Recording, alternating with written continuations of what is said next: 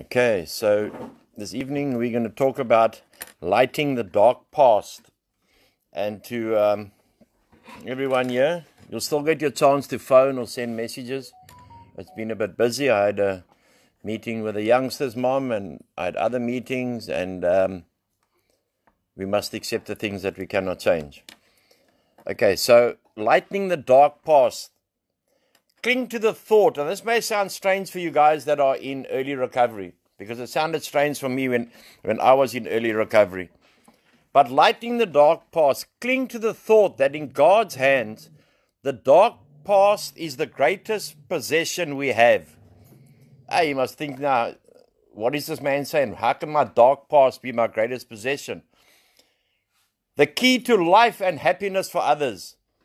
And that's what we talk about, step 12, about going to carry this message to other people. If we're just going to sit on the message of how we recovered, you don't have to carry, the personalities. You have to go carry the message to people. The way that we stay sober is we carry the message and we serve other people. God didn't come to take. God came to serve. Like we are being falling under His grace now. Misery and death for them, the same way misery and death is being averted for us as we sit here now. We didn't realize that, okay, one day we're going to end up in a rehab at Lincoln, and this is going to be on Mother's Day. You know, and for the people that are in South Africa and around the world, we wish you happy Mother's Day. May you be blessed with your moms, and everyone who's still got and privileged enough to have a mother. God bless you and God keep you. And look after your mothers. Look after your mothers. You can take away anything from our lives, but if you take away our mothers, you've taken away half our life. No longer is my past an autobiography. So I don't have to go write a book, Angie. It's a reference book to be taken down, opened, and shared. And that's why it's so important when we hear and we say to each other, open up. We go around, how are you doing? Oh, I'm fine, Mr. Hall. That is insanity. Because we're in a rehabilitation center, so we've got problems. We need to have problems, otherwise what are we doing here? You people are then paying my water bill. Today as I report for duty, that's today. And it's tomorrow when we wake up tomorrow. I report for duty because my message or something that I say to someone can save that man's life. I just got a photograph now of a guy that is in Paulsmore. He sat here. Dad wanted nothing to do with him. His dad should be listening to me now. I set that boy up with a job. He then moved to the back of where he was the job, and he got another job at a major company, a stock exchange company. It's like getting a job with President Zuma.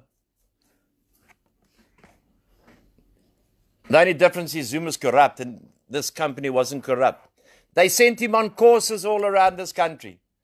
He bought himself a car, and then one day he thought he was cleverer than the system and bigger than the game. And he snuck out here. And where's he been for the last 2-3 years? Been in Paulsmore prison. And I just received the photograph of him in Paulsmore prison. It's not the same man I know. Because we don't want to listen. We want to think we know what's out there, but we don't know what's out there. Because the difference even now with this virus, the world you knew when you came in here is not the same world of going out there. The world has changed forever. And we have to adapt to that change because we've seen more and more, Cody, people relapsing that had good sobriety all around the world. Because on the pages that I follow it. And when you hear of a relapse, it's terrible. And when you hear mainly of a suicide, remember we can come back from the relapse. One person here, mother phoned me yesterday, said, Mom, Mr. Hall said that relapse is part of my recovery. I said, please, man, go tell that man to go smoke more drugs, man. That didn't come out of my mouth. Because then we can just relapse and relapse and relapse and relapse and say, what are we doing? Well, I'm doing recovery, Mom. And talk shit when we're trying to save our lives, man. Stop talking shit to your wives and husbands and fathers and mothers, etc., man. Tell them the truth, man. Nothing here is full mark. No one here is perfect. But at least we can be honest and truthful with each other. Because then our parents sit with it. So those are the roads that are open for us. It's jails, institutions, or death. Yeah, we're going to die one day, but I hope to one day slip into my coffin, having had a good time and being sober, that I can leave a legacy for my family and for my daughters to say, hey, her dad wasn't a park bench drunk anymore. My dad wasn't a thick cop anymore, even though I didn't use thick. But it doesn't matter what we used. Even for AD with his 3-year-old child. He's building up a legacy now. So when that child really understands, because is it your child, AD? It is. Okay, it's AD's child. Let's just believe him. Let's just believe him. Otherwise, AD go relapse again. And I love you, AD. Okay.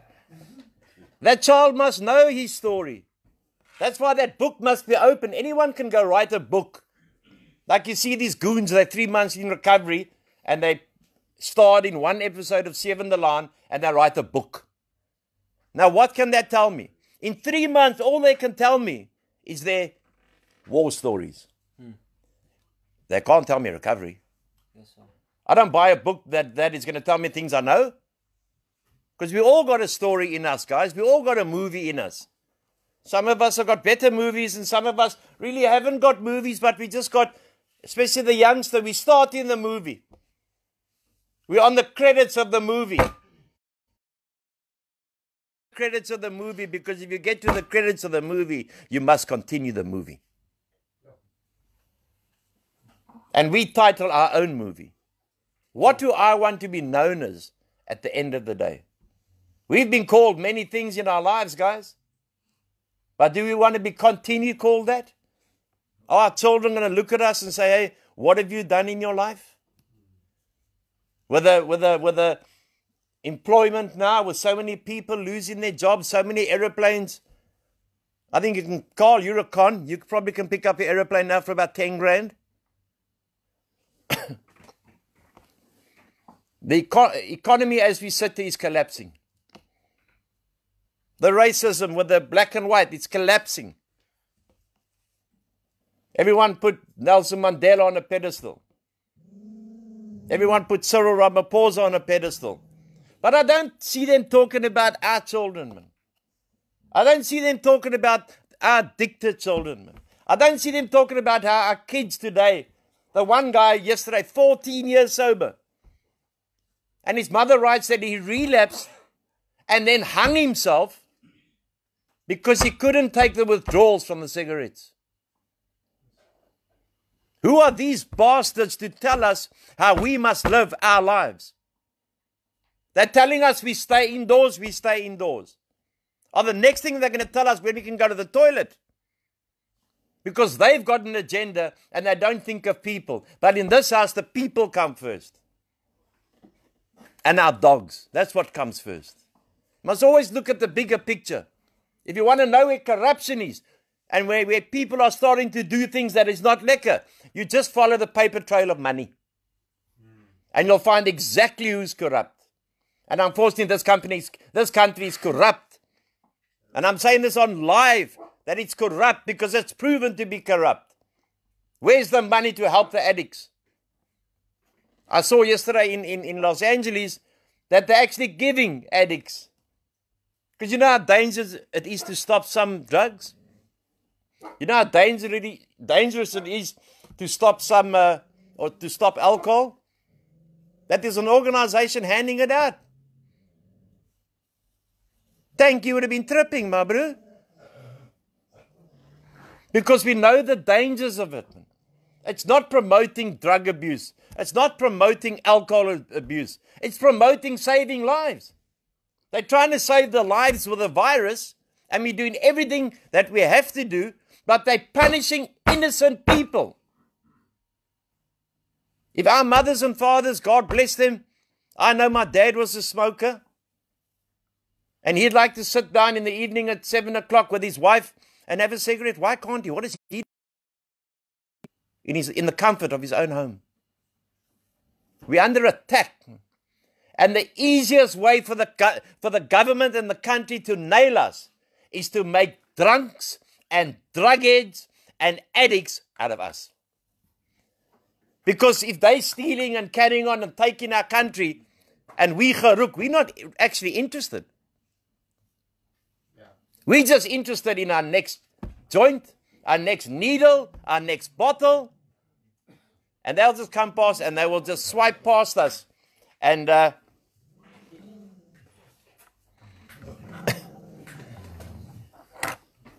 but having said that,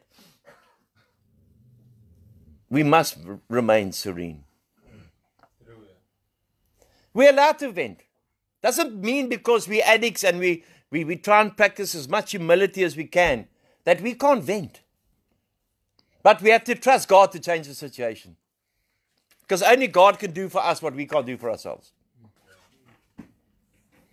Today, as I report for duty, the most wonderful picture comes through. For this day be dark, as some days must be. Even in a recovery center, some of the days are dark. Some of the days are misty. I'm sure even the dogs, it's probably about Puffy's 800,000th meeting, even the dogs feel a bit shit now and then. Yeah. We have dark days. We're allowed to have dark days. Because you can imagine if you didn't have the dark days, how are you going to appreciate the good days? We've come from dark. We were sitting on the edge of the cliff with the devil. Sure. And grace came back and pulled us back. And there was normally a man or a woman there as God's angels to help us. What are we going to do with that book? What are we going to do? For this day be dark as some days must be, the stars will shine even brighter later. So if you had a bad day today, or you didn't do this, or missed mom, etc., and you look outside now, and you see the beautiful stars that are shining. We always aim for the stars. But if we miss the stars, we've got the moon we can go to. We don't have to always be in a position where we find ourselves being held hostage. At the moment, our nation is being held hostage. Us, as a collective here, us 30-odd people, we're not being held hostage in this rehab. I don't even like the word rehab. In this recovery room, we're not being held hostage because we got freedom of will. If you want to walk out the gate now and go back to your dealer, you go. No one's stopping you. But if you want to walk back to death, think very carefully before you take that step. Don't do anything on emotion. You know, one day my dad used to shut me out and say, hey, then I used to shrug my shoulders and say, dad and my mom and all. And then I go out and get pissed. And I think I'm harming them. And then I come home with my legs between the tail after once my mom sent me to buy bread at the height of my alcoholism. I'll never forget, it was a Tuesday. Anthony, I want a loaf of white sliced bread. And you know how much I love my mother. But at that stage, my mother used to break hangers over my head because I was drunk. But I was a drunk. Let's just call it what it was, man. I was a pathetic drunk. And the more we admitted, the more stairs we got to climb. And the more stairs you will climb. And eventually you'll look down and say, okay, that was me. Like we'll never regret the past. Never will we regret the past. And on the Wednesday, I came back the next Wednesday, Johan, with sliced bread in my car. I don't know where I got the petrol for the car from. And I gave my mom 8 days old sliced bread. And I look back today on Mother's Day and I think, geez, did I put my mother through all that? Did I put my loved ones through all that? I suffer from the disease of alcoholism, of addiction, but I suffer from the disease of forgetfulness. And the younger you are, the more you forget. It's not the other way around. Because when you get very old, you just forget everything. Hey, Brian. Okay. My witness that they do shine will be called for in the very near future. All my past will be this day be part of me. Because it is the key to life, not the lock. Many problems besides alcohol and drugs will not yield to an headlong assault powered only by the individual's will. However, there are certain things which the individual alone can do, all by himself. And in the light of his own circumstances, he needs to develop the quality of willingness. Who here is willing to walk the long road? Who is here is willing to walk the hard road? Who is here is willing to walk when you look at the bump in the road, there's a hole in the road, and you walk down that road and you fall in that hole. And you walk down that road again and you fall in that hole again. And then you suddenly think, hey, I'm willing, I'm not lazy. You take another road completely around and you miss the hole completely. No. Who is willing to go the extra length? We will tell our parents, when we're standing in front of the magistrate, Your Honor, please, for God's sake, don't send me to prison. We can say this hereditary prayer 3,000 times. Mom sitting at the back of me said, Mom, just this one time, please, get me out of prison. I'll go to rehab, I'll go anywhere you want me to go. But we walk down the steps and our old behavior kicks in. Behavior doesn't lose us, we must lose the behavior. Or Mom says, this is the last time, or Dad, that you are going to do this shit in my house. And then for 2 or 3 days we act like guardian angels. We do everything right there, Tanky. Mommy starts loving us again. And then we think, okay, now we can go and take advantage again. It's because we've got dirty gedagtes. It's called stinking thinking. We think we can put them a kop on. And then we want to come into rehabs and we want to talk like gangsters.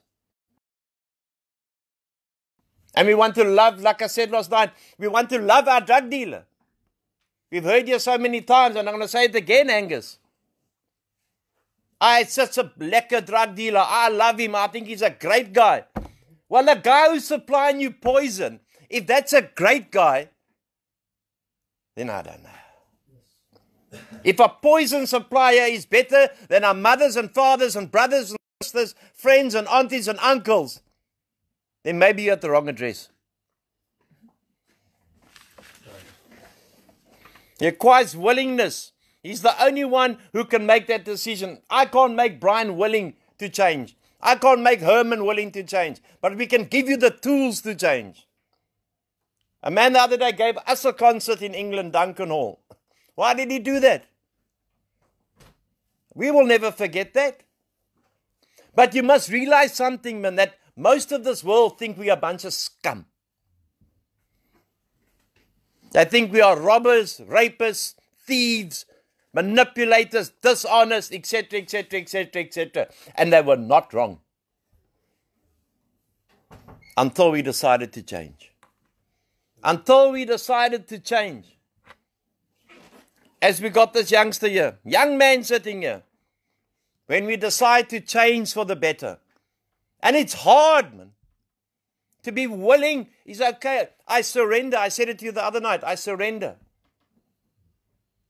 Then comes the honesty part, Linky baby. How honest do we want to really be? If you steal a man's cup of coffee, you can steal his wallet. There's no difference. A thief is a thief. If you can lie when you're meant to be in a place called where we're all looking after each other. If you can lie here, you can lie anywhere. This is the breeding ground for the future. So if you're out here, you're going to lie. Perfect. To exert ourselves, guys.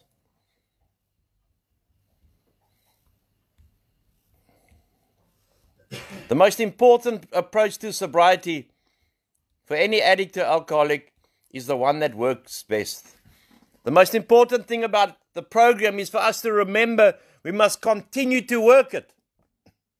We have to eat it, sleep it, dream it, do whatever you want to do with it. But make sure you know it. It's no use going into an AA meeting or an NA meeting. What step are you on? No, I come from RAEL and I've done the 12 steps and I'm the O. If you haven't lived the 12 steps that day, you're nothing. Then we become dry drunks. When we're hanging on for the next drink, guys. When we're hanging on for the next drug. And in these days, you can probably call it when you're hanging on for the next cigarette. But that's okay. God knows what we need. You can be 100% free of anything that anything has ever done to you or will do to you if you are willing with the help of God to let it be. Remember that song, Let It Be? Yes. I'm not going to sing it because I can sing it. But I know Duncan can sing it for us later. Duncan in England. He'll sing a magic Let It Be. Hi Cheryl, how you doing? Any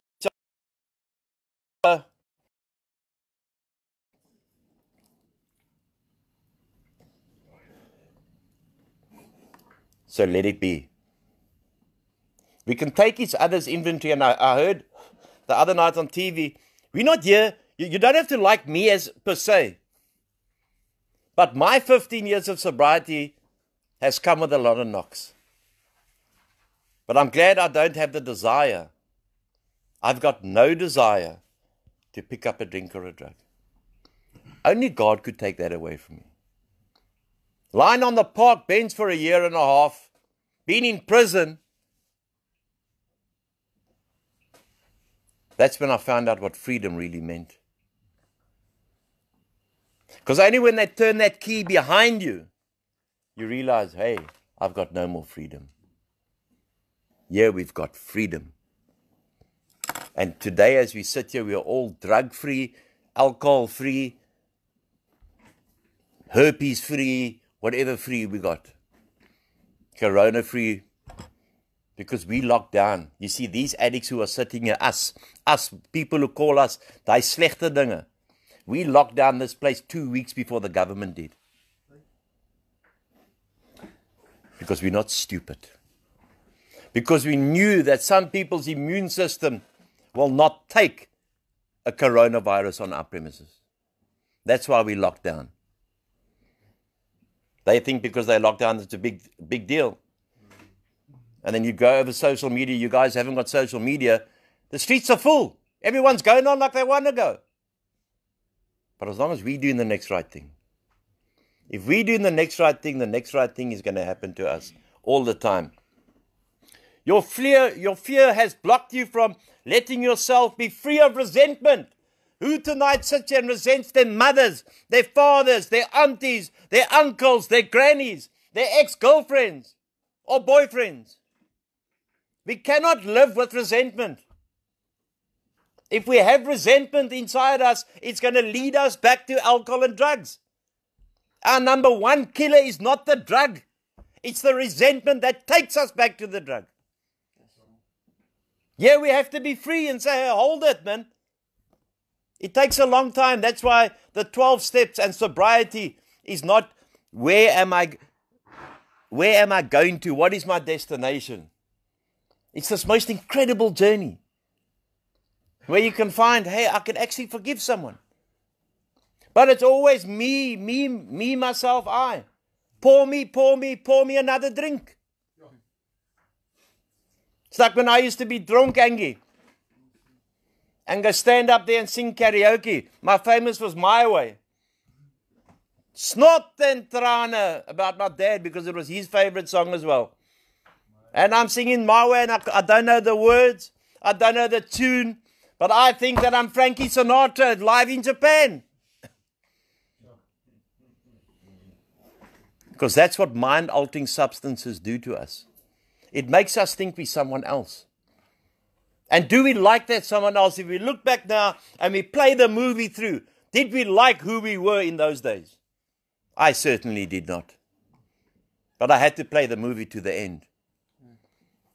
And sometimes we know with a movie, the good guy, the bad guy normally dies at the end.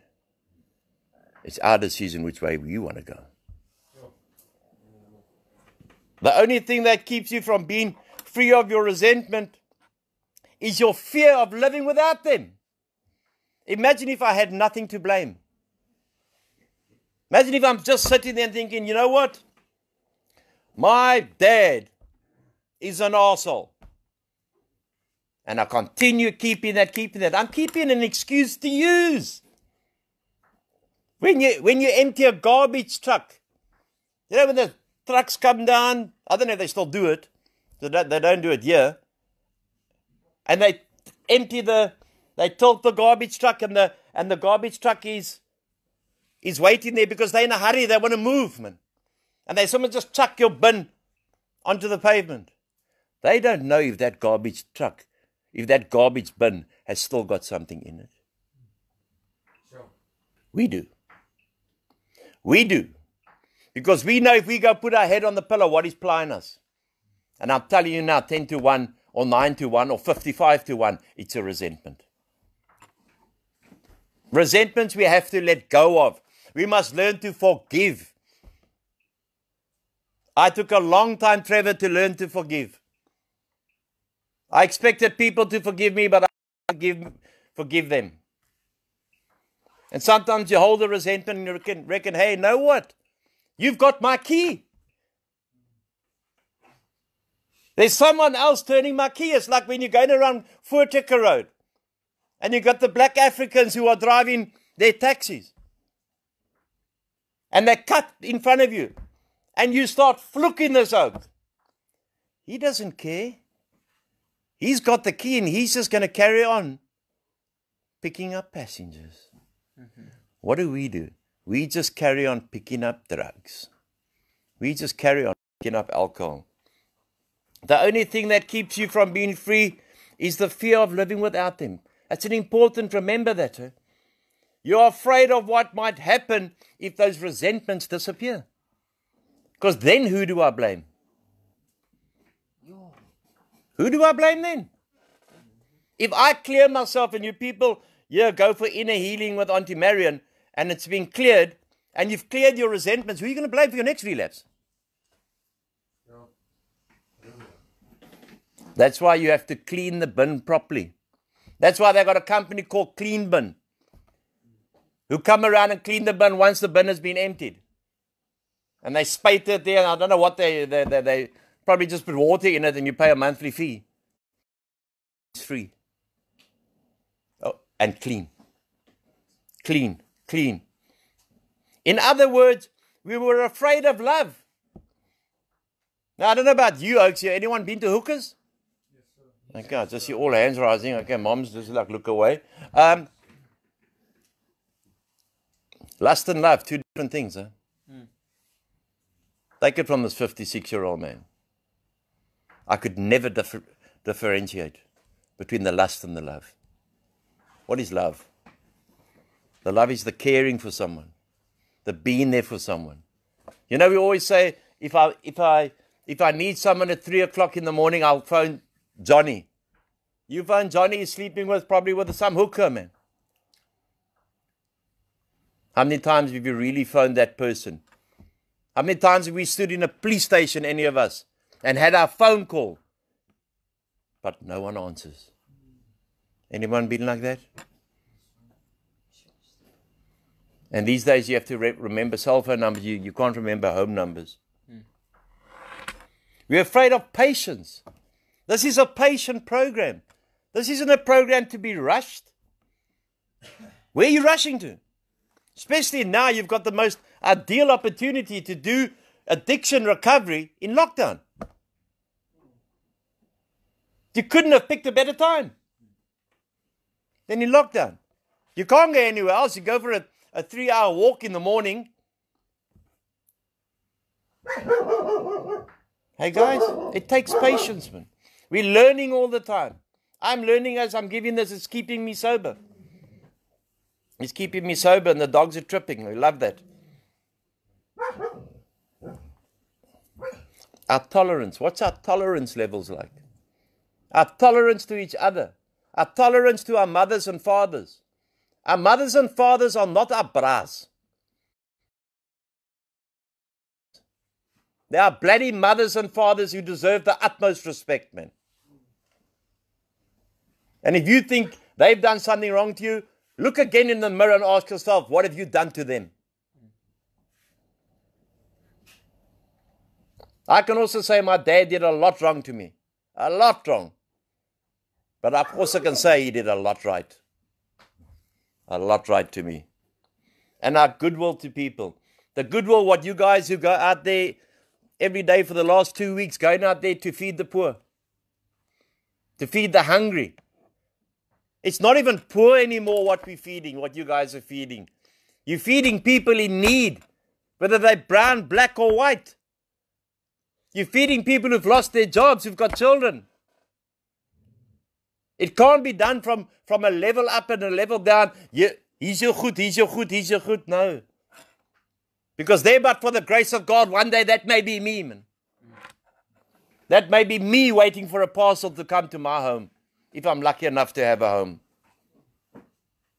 Because these are what will take the place of your resentment when it's gone.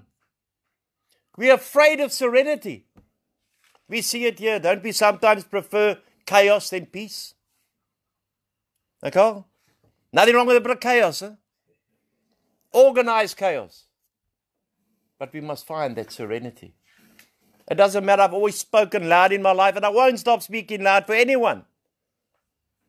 But it doesn't make us unserene to have that.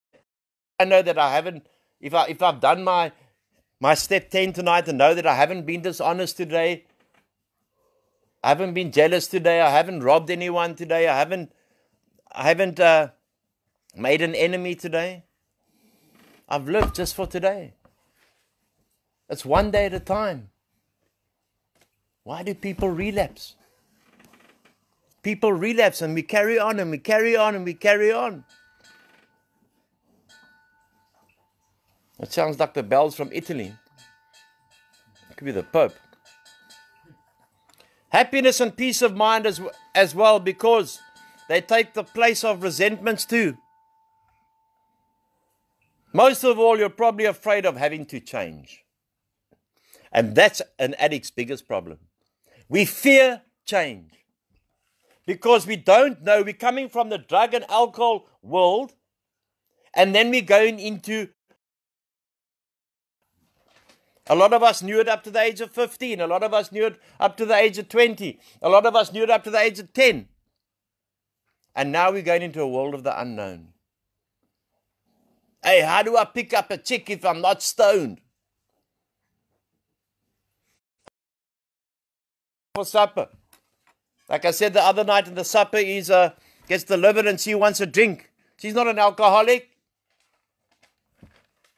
And Tang says, no, Coke please. And she looks at Tang and says, Coke? Yeah, no antibiotics. 2 weeks later, you take the same chick out, Tang, and she orders her whiskey. And you order your Fanta. Fanta, Tang? Yes, different antibiotics, different drink.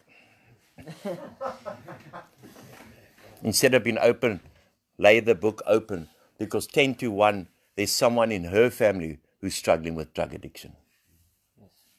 Lay the book open. The stigma is slowly being removed about addicts and alcoholics. Because it's affecting everyone. There's no one who can really sit down and say, I do not know someone who's an addict or an alcoholic. Millions of people around the world. And I've seen it around the world. I saw one homeless man in Portugal. In Japan, I saw none. Probably because of the World Cup, they were probably put into concentration camps. But in Cape Town, we see them by the hundreds of thousands. Yes. If you have a fear that you don't want to get rid of them, then you must be afraid of living without it. You may be using a fear to rationalize not doing something you really should do. or just as important, doing something that you should not do. In the case your selfish, dishonest, frightened, or inconsiderate character is holding you back. Does anyone feel like they're sometimes selfish? Anyone been dishonest in their lives? Okay. Frightened? Yeah. Definitely, eh? And inconsiderate. Me, myself, and I. We can change, guys. All of us can change. Everyone sitting here is a good man. Everyone sitting here has got amazing talents. Everyone has been given the gift. And it's got a nice bow on it. You know, 80, the first time you had a girlfriend. Yeah. Must have quite a long time ago. And you got that bow on it and she gives you a gift. But how many of us are prepared to get out the boat and walk on the water to the next side of the ocean to experience our gift? And that gift lies dormant for years and years and years and years. And one day we've got nothing to do and we decide, okay, let's open up the box. We take the ribbon off, we open up the box, and there's our gift. Everyone here is good people. Alcohol and drugs made us slecht people. Alcohol and drugs took us down to the pit of hell. I believe strongly that the first time that you've picked up alcohol and drugs, and me, I had a choice, but not really a choice. Everyone was doing it. Lighties were doing it. I was playing cricket. I was in the changing room afterwards. But when I went into sobriety, and I went to Alcoholics Anonymous, I was never in a rehab. My parents would never send me to rehab. They weren't going to send me anywhere because I made the shit. I must get myself out of this shit. I didn't expect one day to run a rehab because I didn't expect my nephew to kill himself from drugs. But today, I know that if I leave this place or go down this road, I have choice and I know what the results are. Because we've all heard each other's story. We know what the results are if I pick up again.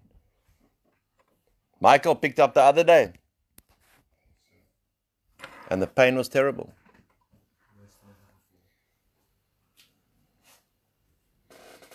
Okay, we're not going to be much longer.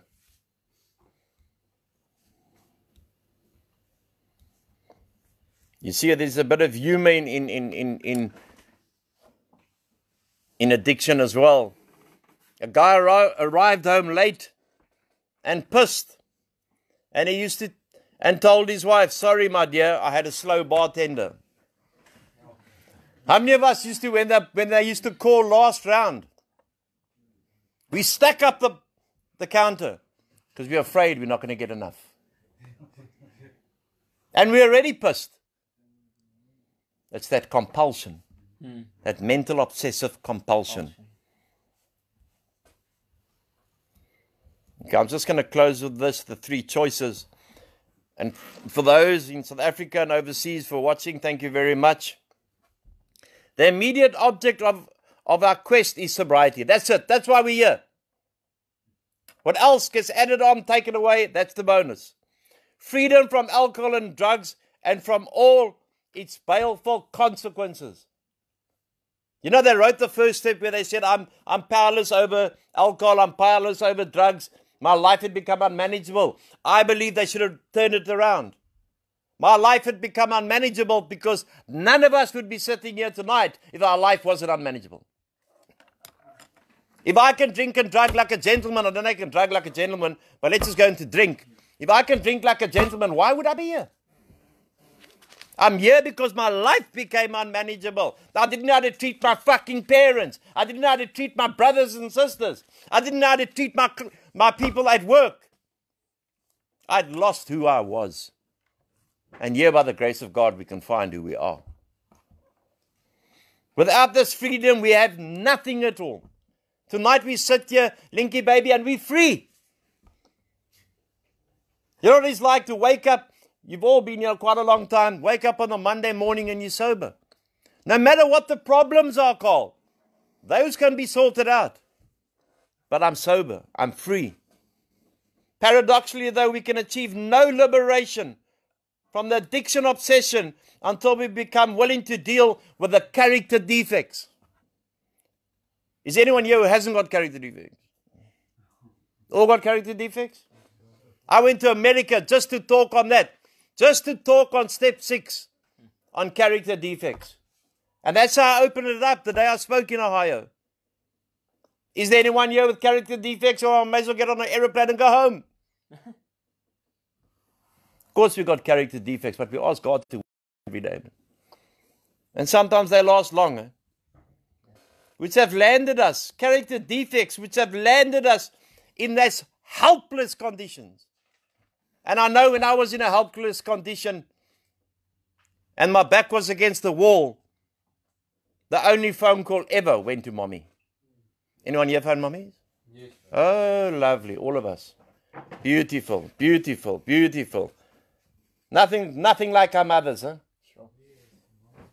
There, I'm a mommy's boy. I'm 56. I'm a mommy's boy. God willing, I will die a mommy's boy. I love my mother more than I love anything.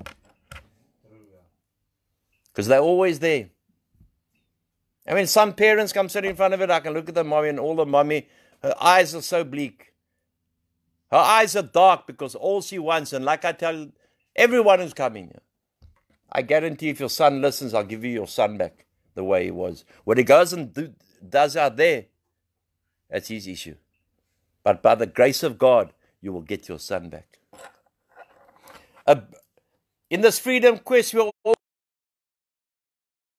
and this is how we're going to end, a rebellious refusal to work upon our glaring defects.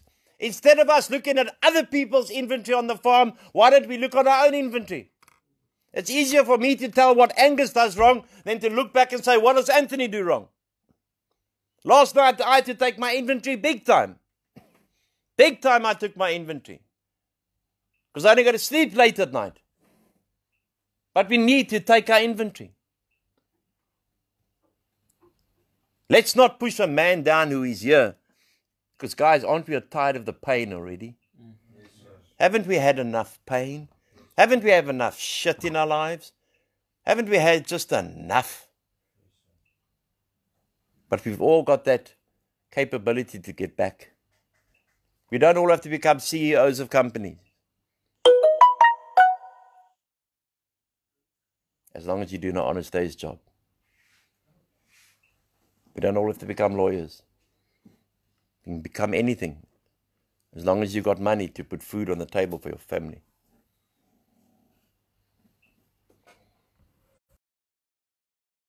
An almost certain ticket is a ticket to destruction, or perhaps for a time we can stay sober with a minimum of self-improvement. I'm just going to use one today. I'm just going to drink 2 beers today. A week later, you know what, I got 2 under control, so I'm going to drink 3. 3 beers, let's go 4 weeks, 4 beers. And then the crash came in, and the mental institutions to dry out, and the prison cells were waiting with my name on it. Yes.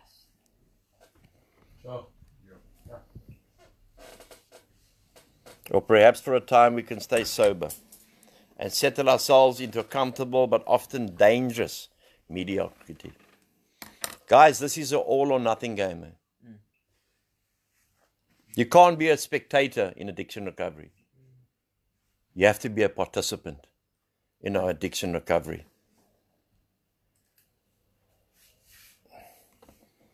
Or perhaps, for a time, we settle ourselves into a comfortable but often dangerous mediocrity. That one could be the one that's going to kill us. Or finally, we continue for these sterling qualities that we can add up to the finesse of spirit and action, true and lasting, freedom under God. We are here for freedom, guys. We have all got our long walk to freedom. Some of us have started the long walk to freedom. Some of us are still tying our tackies up to get onto the long walk for freedom. But we ask ourselves tonight, do I want to be free? You're all beautiful people. We're all made in the image of God, so we have to be beautiful people. Even the lovely people who are watching are beautiful people. Do I want to be free? Or do I want to continue destroying the life of others and my own? That's the question we ask ourselves tonight. Thank you, and God bless you. And thank you for those who are watching.